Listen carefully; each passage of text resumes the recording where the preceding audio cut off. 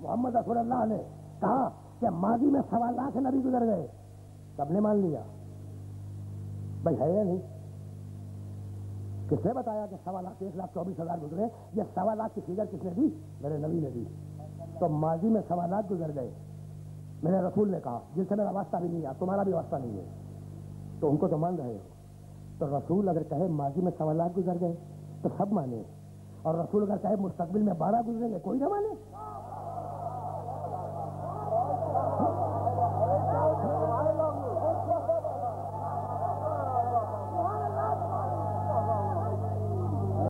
ماضی میں 1.25 لاکھ نبی گزر گئے جن سے ہمارا کوئی ربط نہیں ہے، ہمارا نبی محمد ہے.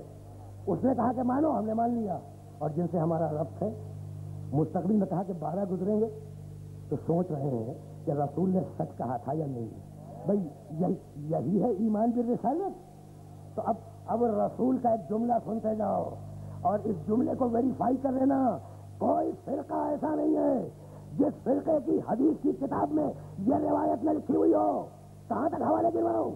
کوئی فرقہ ایسا نہیں ہے. ذمہ داری سے بات کرنے کا آدمی ہوں کہ جہاں یہ روایت موجود ہو کہ میرے نبی نے کہا، میرے نبی نے من ماتا ولم یعرف امام الزمانے ہی ماتا میتتن جاہلیہ. جو مر جائے، ترجمہ سننا، جو مر جائے اور اپنے زمانے کے امام کو نہ پہچانے، اس کی موت جاہلیت کی موت ہے.